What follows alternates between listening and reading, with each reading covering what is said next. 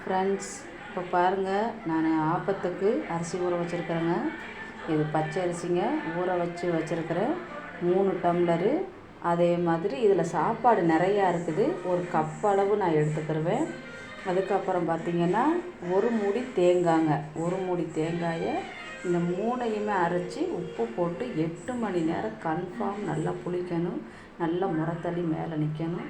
நல்லா தண்ணியெல்லாம் கலந்து வச்சு லைட்டாக நம்ம ஆப்பை ஊற்றையில் மட்டும் சோடா மாவு போட்டால் போதும்.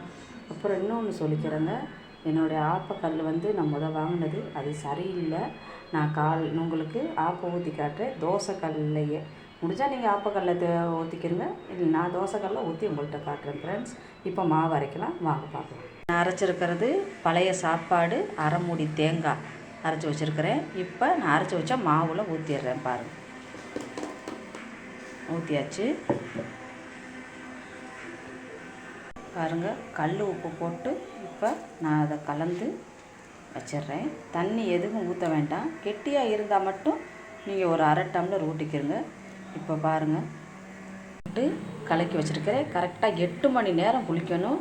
நல்லா உப்பு போட்டு கலக்கி வச்சுருக்கேன். அந்த மிக்சியில் உள்ள கழுவி தண்ணி ஊற்றி வச்சுருக்கிறேன். நீங்கள் உங்களுக்கு தண்ணி வேணும்னா கொஞ்சமாக ஊற்றிக்கிறங்க. அப்போ தண்ணியாகவும் இருக்கணும், அதே சமயம் ஓரளவுக்கு கெட்டியாகவும் இருக்கணும். இந்த பக்குவத்தில் செஞ்சு பாருங்கள். உளுந்து போட வேண்டாம், வெந்தயம் போட வேண்டாம். உளுந்து வெந்தயம் நீங்கள் போட்டிங்கன்னா அது தோசை இட்லி தான். இது ஆப்பத்துக்கு கிடையவே கிடையாது. நான் சொன்ன மெத்தடுக்கு நீங்கள் செஞ்சு பாருங்கள் ஃப்ரெண்ட்ஸ். நாளைக்கு நான் உங்களுக்கு செஞ்சு காட்டுறேன். இது புளிக்கட்டுப்பேன் ஃப்ரெண்ட்ஸ். பாருங்கள், மாவு அரைச்சி வச்சது நல்லா புளிப்பாகி மேலே நிற்கிது. இது கூட இப்போ நான் என்ன சேர்க்க போகிறேன்னா கொஞ்சம் சோடா மாவு. இப்போ சோடா போடுறேன் பாருங்கள். போட்டால் தான் நல்லா இருக்கும். கொஞ்சம் நல்லா மெதுவாக நல்லா வரும் பாருங்கள். நல்லா கலக்கி விட்டு பாருங்கள், இந்த பதத்தில் இருக்கணும் பாருங்கள். இப்போ நான் ஊற்றி காட்டுறேன். தேங்காய் பால் எடுத்துகிட்டு ஊற்றி காட்டுறேன் பாருங்கள். இப்போ நான் ஆப்பம் ஊற்றி காட்டுறேன் தோசைக்கல்லில்.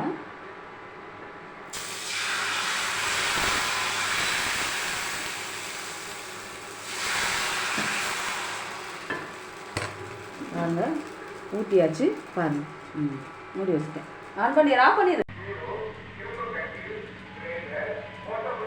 ஃப்ரெண்ட்ஸ். பாருங்கள் எவ்வளோ அழகாக வந்திருக்குது பாருங்கள்.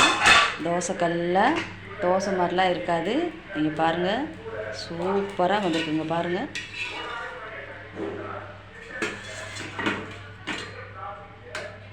முட்டை ஆப்பம், முட்டை ஊற்றி ஆப்பம் செஞ்சுருக்கிறேன். சூப்பராக இருக்கும். உங்கள் பிள்ளைங்களுக்கும் செஞ்சு கொடுங்க பாருங்கள். எல்லாம் செஞ்சு முடிச்சிட்டேன். அடுத்தது முட்டை ஆப்பம். அதுக்கப்புறம் மீன் குழம்பு, பழைய மீன் குழம்பு.